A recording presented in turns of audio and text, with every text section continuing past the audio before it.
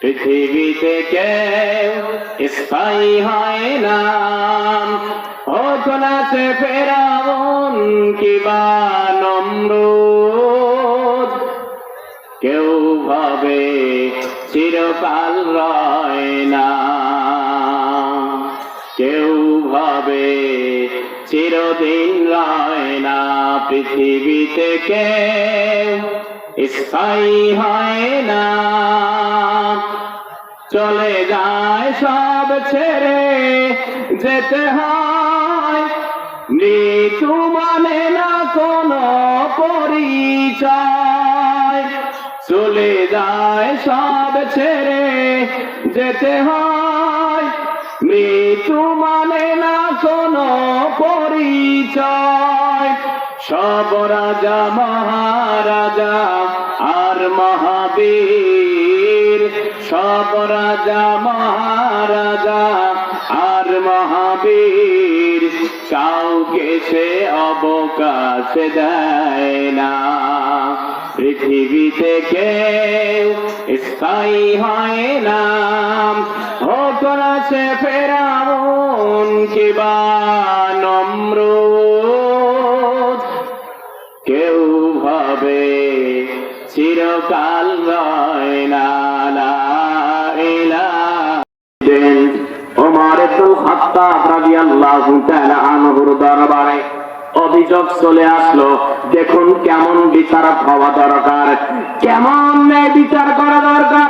ওমর ইবনুল খাত্তাবের দরবারে দুইজন যুবক একজন যুবককে টেনে হিসড়ে নিয়ে আসে, ডাক দিয়ে বলছে, আমিরাল মুমিনিন, আপনি অর্ধ জাহানের প্রেসিডেন্ট, আপনার কাছে এসেছি। এই যে যুবক, মুসলমান যুবক, আমরা দুইজন অমুসলিম ইহুদির সন্তান। আমিরাল মুমিনিন, এই যুবক আমার বাবাকে অন্যায় ভাবে হত্যা করেছে। আর যেহেতু হত্যা করার বিধান আমরা শুনেছি, হত্যা করার বিধান হলো কিসাস বিল কতল, হত্যার বদলা হত্যা করে নিতে হবে। ইয়া আমিরাল মুমিনিন, আমাদের বাবাকে অন্যায় ভাবে হত্যা করে দিয়েছে, আমরা বিচার চাই, বাবার হত্যার বিচার চাই। ইয়া খলিফাতুল মুসলিমিন, ইয়া আমিরাল মুমিনিন, আপনি বিচার ফয়সালা করে দিন। এক পর্যায়ে ওমর ইবনুল খাত্তাব রাদিয়াল্লাহু তাআলা আনহু নবী সাহাবী, নব মুসলিম সাহাবী, মুসলিম সাহাবীকে ডাক দিয়ে বললেন, নবীর সাহাবী, তোমার বিরুদ্ধে যেই অভিযোগ উপস্থাপন করছে এ ব্যাপারে তোমার বক্তব্য কি? এক পর্যায়ে ওমর ইবনুল খাত্তাব রাদিয়াল্লাহু তাআলা আনহুকে ডাক দিয়ে বলছে, আমিরাল মুমিনিন, আমার বিরুদ্ধে যেই অভিযোগ সত্য, যদি আপনি সময় দেন আমার পক্ষে কিছু কথা বলতে চাই। আমার পক্ষ থেকে আপনার সময় পাইলে আমি কিছু কথা উপস্থাপন করতে চাই। ওমর ইবনুল খাত্তাব রাদিয়াল্লাহু তাআলা আনহু অনুমতি দিয়ে দিলেন। এক পর্যায়ে নবীর সাহাবী, নব মুসলিম সাহাবী ডাক দিয়ে বলছেন, আমিরাল মুমিনিন, ইয়া খলিফাতুল মুসলিমিন, আমি তাদের বাবাকে যে হত্যা করেছি তার ঘটনা হলো এরকমের। আমার একমাত্র বাহন, যেই বাহনে চড়ে আমি ব্যবসা করি, এক স্থান থেকে আর এক স্থানে যাই, একমাত্র বাহন আমার একটি ঘোড়া। আমার এই ঘোড়াটাকে চড়ে আমি ব্যবসা বাণিজ্য করি, এক স্থান থেকে অন্য স্থানে চলে যাই। ইয়া আমিরাল মুমিনিন, আমার বাবা, তাদের বাবাকে যে আমি হত্যা করেছি, এই ঘোড়াকে আমি আমার চারণভূমিতে রেখে দিয়েছি। অসতর্কতা বশত এই ঘোড়াটি আমার চারণভূমি থেকে চলে গিয়ে তাদের ক্ষেত খামার নষ্ট করে। আমি অজান্তে, আমার ইচ্ছায় নয় বরং অনিচ্ছায় কাজটি ঘটে গিয়েছে। ইয়া আমিরাল মুমিনিন, কিন্তু আমি যখন দেখতে পেলাম, এই দুইজন যুবকের বাবা যখন দেখতে পেলেন যে আমার ঘোড়া তার ক্ষেত খামার নষ্ট করেছে, তিন দিক বিদিক না আছে, এমন ভাবে ওই ঘোড়াকে আঘাত এনেছেন, এমন ভাবে আঘাত আঘাত করেছেন, আঘাত করেছেন, ঘোড়া জমিনে পড়ে লুটিয়ে পড়ে ইন্তেকাল করেছে।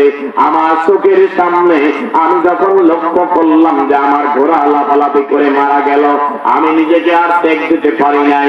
আমার পায়ের কাছে কিছু পাথর কুচি ছিল, যেই পাথর কুচি দিয়ে তাদের বাবাকে আমি আঘাত করেছি। যেই আঘাত করার সাথে সাথে দুনিয়ার জমিন থেকে চলে গিয়েছে ইয়া আমিরাল মুমিনিন, ইয়া খলিফাতুল মুসলিমিন।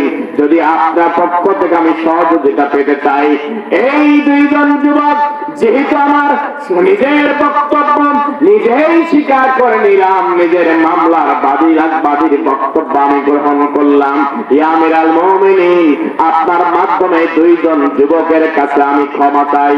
এই দুইজন যুবকের কাছে আমি ক্ষমা চাই, যাতে করে আমি যেহেতু স্বীকার করে নিয়েছি আর ফিরে আসবে না, সুতরাং ক্ষমা চাই আপনার মাধ্যমে এই হাউজের কাছে। চিৎকার দিয়ে বলেন সুবহানাল্লাহ। আল্লাহ আল্লাহ ক্ষমা করে দাও, মাফ করে দাও। যতদিনে জীবন বিনা বাজিবে,